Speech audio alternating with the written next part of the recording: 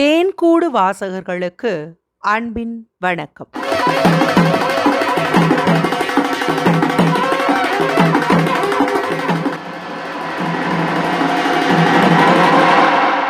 சு. வெங்கடேசன் எழுதிய வீரயுகநாயகன் வேள்பாரி ஆடியோ நாவல்.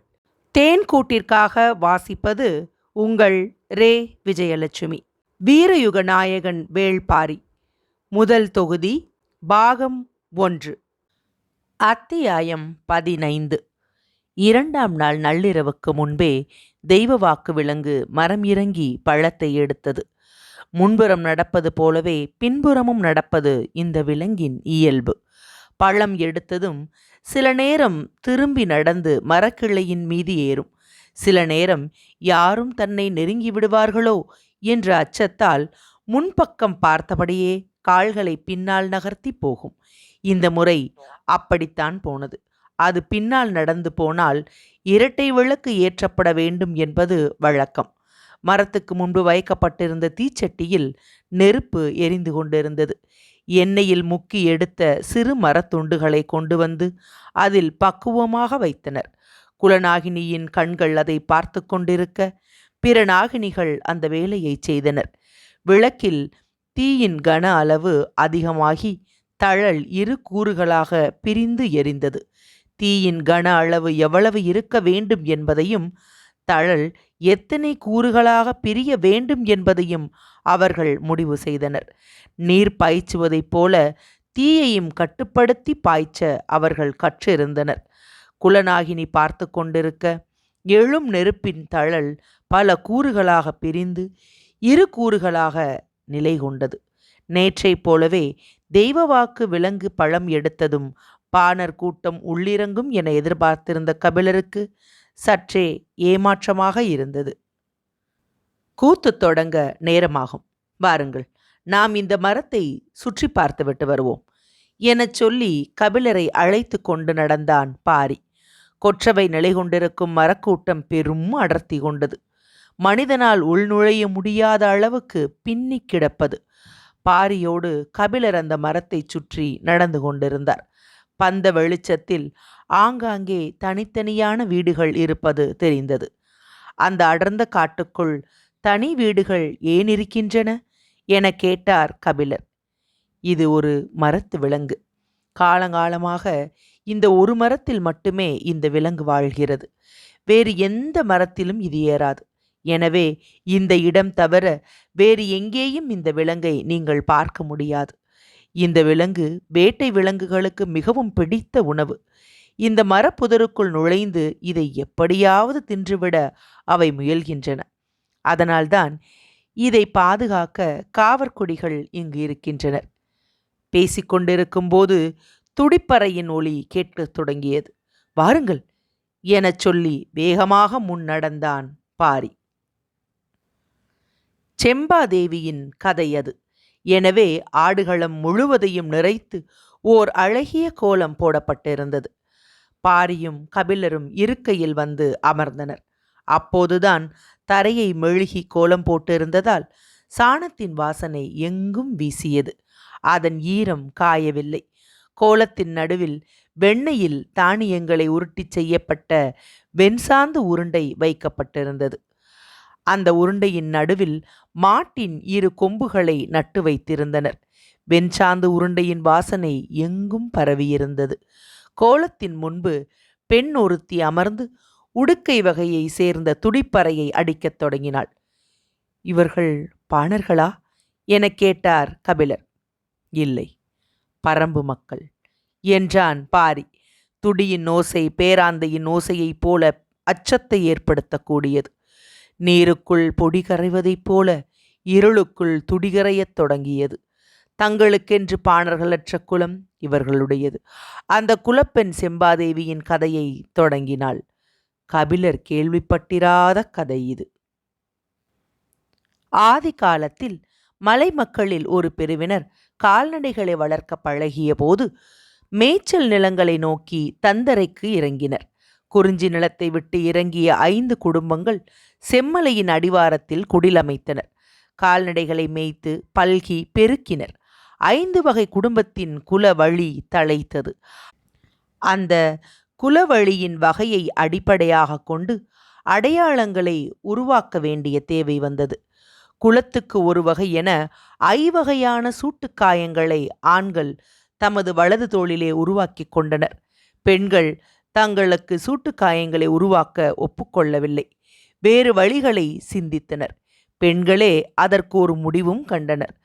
தங்களின் தலைமுடியை குலத்துக்கு ஒரு வகை என 5 வகைகளாக பின்னிக்கொள்வது என முடிவெடுத்தனர். ஐவகை கொண்டைகளை உருவாக்கினர். அந்த காலத்தில் எல்லா நாட்டு பெண்களுக்கும் தலைமுடியை சுருட்டி கொண்டை போடும் பழக்கம் மட்டும்தான் இருந்தது. ஆனால் உச்சந்தலையில் வகிடெடுத்து இரு பக்கங்களும் முடி சரிய 2 கொண்டைகள், அதேபோல் 3, 4, 5 என 5 விதமான கொண்டைகளை இவர்கள் முடிந்தனர். 5 விதங்களிலும் சடைகளை பின்னினர். அதில் மேய்ச்சலுக்குச் செல்லும் வெவ்வேறு நிலத்தின் பூக்கள் சூடப்பட இவர்களை பார்க்கும் ஆணும் பெண்ணும் சொக்கிப் போனார்கள். அழகை பேணும் அதிசய கூட்டம் என இவர்களை பற்றி திசையெங்கும் பேச்சு பரவியது. மேய்ச்சலின் போது கால்நடைகளின் கோமியம் வெவ்வேறு வகையில் வளைந்து வளைந்து வடிவம் கொள்வதை காலம் பூராவும் பார்த்து கொண்டிருந்தவர்கள் இந்த பெண்கள். அந்த நீர்க்கோலம் மனதுக்கு எப்போதும் ஒரு காட்சி இன்பத்தை ஏற்படுத்தக்கூடியது. ஆனால் கனப்பொழுதில் அந்த காட்சி மறைந்துவிடும். புன்னகை காற்றில் மறைவதைப் போல மண்ணுள் மறையும் மஞ்சள் வண்ண நீர் அது. தனது குடிலின் வாசலில் அதே போன்ற ஒரு கோலத்தை வரைந்தால் என்ன என எண்ணினர். இடித்த குருணையின் தொளியை சிறுகத் தூவியபடி அவர்களின் விரல்கள் வலமும் இடமுமாக வளைய ஆரம்பித்தன. 5 விதமாக தலைமுடியை பின்னியும் கொண்டை போட்டும் பழக்கப்பட்ட விரல்களுக்கு வளைந்து நெளியும் கோலம் எளிதில் வசப்பட்டது. மாடு பெய்த நீரின் எல்லா வளைவுகளையும் தனது ஒற்றை கோலத்துக்குள் கொண்டுவர அவர்களுக்கு அதிக காலமாகவில்லை. செம்மலையின் அடிவாரத்தில் உள்ள பெண்கள் விதவிதமாக கொண்டை போட்டு தரையெங்கும் கோலம் போடும் அழகரசிகள் என எல்லோராலும் பேசப்பட்டனர்.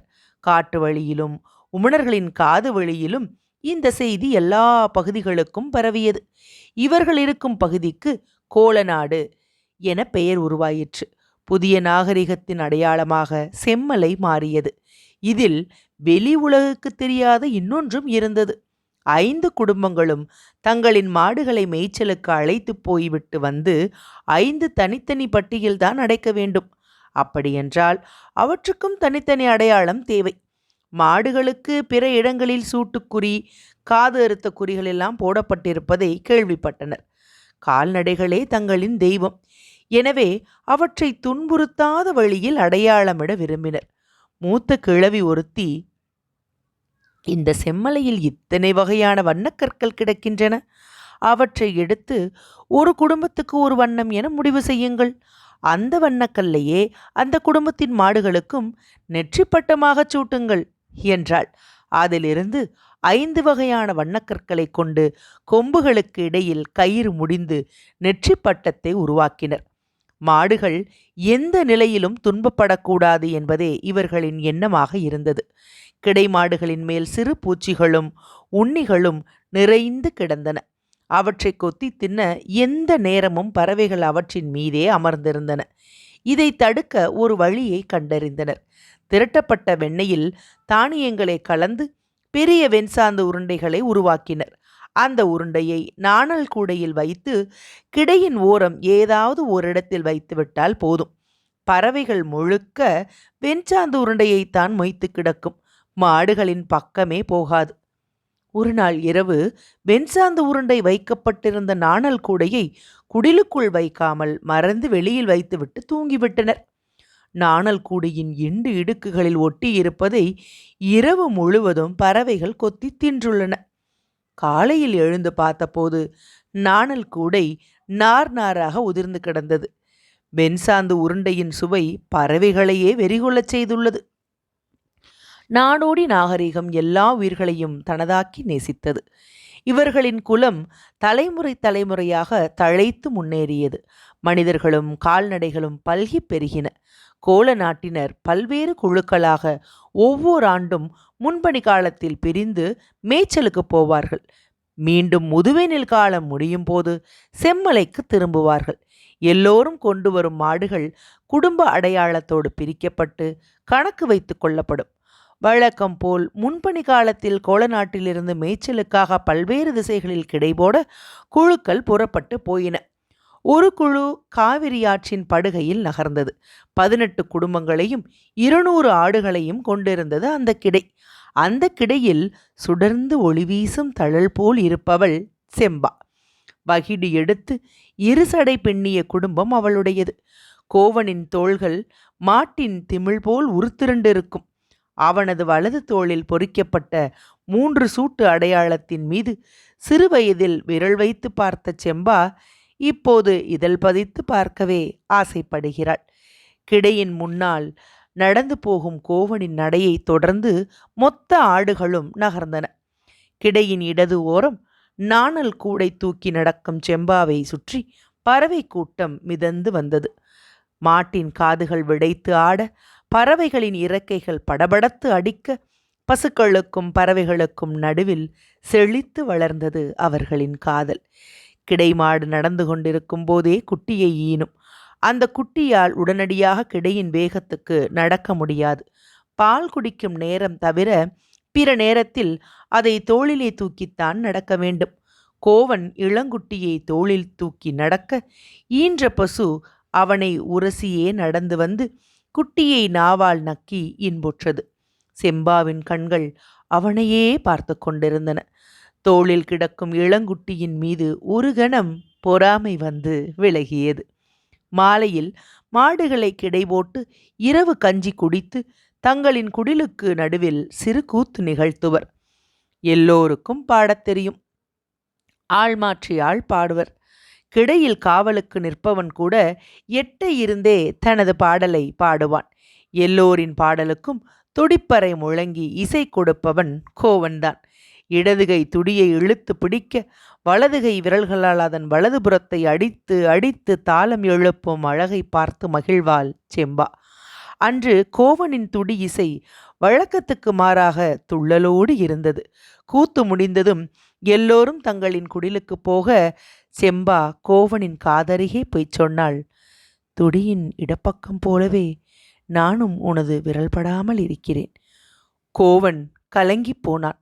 அன்று இரவு முழுவதும் துடியின் இடதுபுறம் பற்றியே நினைத்திருந்தான். கிடைக்காவல்காரனின் பார்வைக்கு தப்பி குடில் தாண்ட முடியாது. வேறு வழியின்றி கோவன் ஒடுங்கி படுத்தான்.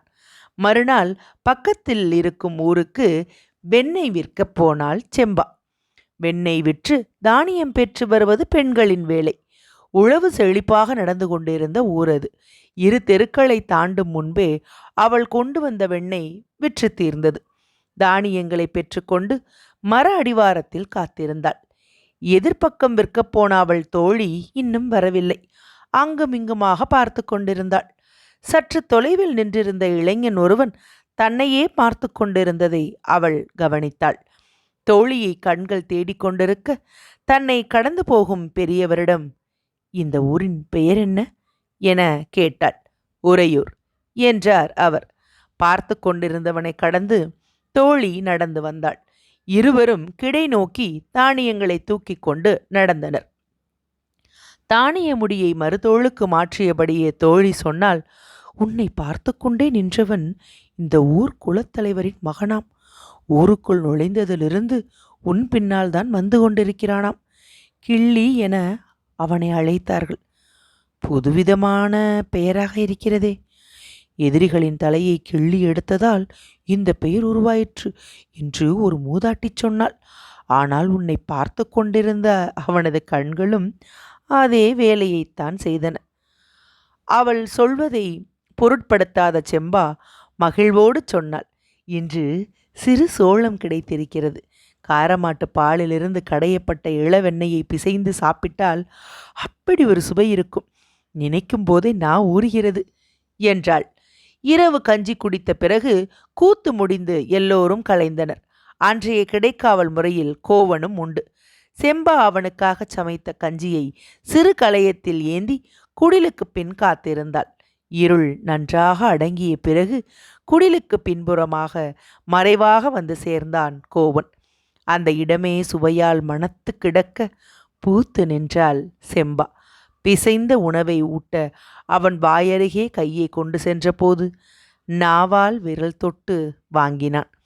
அந்த சிறு தொடுதல் மொத்த உடலையும் குலுக்கியது. காதலின் கூர்மிகு ஆயுதம், நீர் சுரக்கும் நுனிநாக்கு. சற்றும் எதிர்பாராமல் கோவன் அதை பயன்படுத்திய போது செம்பா நடுங்கி போனாள். உணவு அருந்தியபடியே துடியின் இடதுபுறத்தின் மீது அவனது விரல்கள் படரத் தொடங்கின. அவள் உள்நடுங்கி குலுங்கினாள். அவள் கண் செருகி மீண்டபோது கடைசி குடிலுக்கு பின்னால் குதிரையில் ஒருவன் போவது தெரிந்தது. கிடையில் கிடந்த நாய்கள் சுதாரித்து அந்த திசை நோக்கி பாயத் தொடங்கின. ஆனால் குதிரை படு வேகத்தில் மறைந்தது. நாயின் குறைப்பொலியில் அனைவரும் எழுந்து விட்டனர். வேல்கம்பை தூக்கியபடி முன்னால் ஓடி நின்றான் கோவன். அவிழ்ந்த நூல்களை கட்டியபடி குடிலுக்குள் நுழைந்த செம்பாவிடம் எதிர்பட்ட தோழி சொன்னாள், வந்தது அவன்தான். சொல்லிய போது செம்பாவின் கட்டு கழன்றிருந்ததை அதிர்ச்சியோடு பார்த்தாள் தோழி. செம்பா தலையை மறுத்தபடி ஆட்டி சற்றே வெட்கப்பட்டு சொன்னாள், கோவன். தோழி திரும்பி பார்த்தாள். கோவன் வேல்கம்போடு முன்னிலையில் நின்று கொண்டிருந்தான். காதல் கன நேரத்துக்குள் எல்லோரையும் கண்ணை கட்டி விளையாடி கொண்டிருந்தது. நாய்கள் திருடனோடு சேர்ந்து ஓடுபவனை குறைத்தன. தோழி கோவனின் அருகில் போய் காதோடு சொன்னாள், இனி நீ கிடைக்காவல் நிற்கும் நாளெல்லாம் நான் இடைக்காவலுக்கு நிற்பேன். மறுநாள் மாலையில் கிடைக்கு இடப்புறம் இருந்த பெருமேட்டிலே தந்தையோடு வந்து நின்றான் கிள்ளி. சற்று தொலைவில் மாட்டுக்கிடையும் குடில்களும் இருந்தன. தந்தையின் கண்கள் மாடுகளை எண்ணின. 200க்கும் குறைவாகத்தான் இருக்கிறது. இதைவிட பெருஞ்செல்வம் இருக்கும் இடத்தில் பெண்ணெடுப்போம் என்றார். அவனோ அவர் சொல்வதை ஏற்கவில்லை. அவள் பேரழகு, அதற்கு இணையான செல்வம் எதுவும் இல்லை என்றான். அவரோ மறுத்து பேசி அவனது மனதை மாற்ற முயன்று கொண்டிருந்தார். நடக்கவில்லை. சரி, நமது மாளிகைக்கு போய் பேசிக்கொள்வோம் என்று முடிவெடுத்து குதிரையின் மீது ஏறப்போகும்போது சொன்னான், இன்னும் சிறிது நேரத்தில் குடிலுக்கு நடுவில் பந்தம் ஏற்றி கூத்து நிகழ்த்துவார்கள். அப்போது அவள் குடிலுக்குள் இருந்து வெளியில் வருவாள். அவளை நீங்கள் பாருங்கள், நான் சொல்வதை ஏற்பீர்கள் என்றான். இருள் கூடியது. பந்தங்கள் ஏற்றப்பட்டன. எல்லோரும் வந்து கோலத்தை சுற்றி அமர்ந்தனர். கோவன் வழக்கம் போல துடியோடு வந்து உட்கார்ந்தான். நேரெதிரில் தோழி வந்து உட்கார்ந்தாள். கோவன் சற்றே தலையை திருப்பி தனக்குள் சொல்லிக்கொண்டான், துடியின் இடப்புறத்தை ஊர் சென்று மனம் முடிப்பது வரை நினைக்கக்கூடாது. அவள் இன்னும் ஏன் குடில் விட்டு வெளிவரவில்லை என ஆவலோடு பார்த்தபடி தொலைவில் நின்று கொண்டிருந்தான் கிள்ளி. எங்கும் கும் இருட்டு சூழ்ந்திருந்தது. பந்த வெளிச்சத்தில் எதிர் சுடர் வீச அவள் குடிலுக்குள்ளிருந்து வெளியேறி வந்து கோவனுக்கு எதிரில் உட்கார்ந்தாள். நேற்று கலைந்த வெட்கம் இன்று கூடி நின்றது. கோவனால் அவளை நேர்கொண்டு பார்க்க முடியவில்லை. அவனது விரல்கள் துடியின் மீது படவே அஞ்சின. தாளம் கூடவில்லை. ஓசையும் அவனைப் போலவே பம்மியது. கிடையின் பெரியாம்பளை சொன்னார், டேய், நேத்து கஞ்சி குடிச்ச மாதிரி அடிச்சுக்கிட்டு இருக்க, சத்தமே கேட்கல, இழுத்து அடிடா. தோழி சொன்னாள், பெருசு, நேத்தும் அவன் கஞ்சி குடிக்கல, அதுதான் விரல் செத்து போய் கிடக்கு. செம்பா அதிர்ச்சியோடு தோழியை பார்த்தபோது அவளோ சற்றே ஆணவ சிரிப்போடு கோவனை பார்த்தாள். தொலைவிலிருந்து பார்த்தபடி அவள் பேரழகில் மயங்கி வாய்பிளந்து நின்ற கிள்ளி தந்தையிடம் காட்ட அவரை நோக்கி திரும்பினான். அவரோ துடியின் ஒளியேற்காத இருளின் இன்னொரு திசையை நோக்கி வாய் பிளந்து பார்த்தபடி அதிர்ச்சியில் உறைந்து நின்றார். அத்தியாயம் 15 நிறைவுற்றது.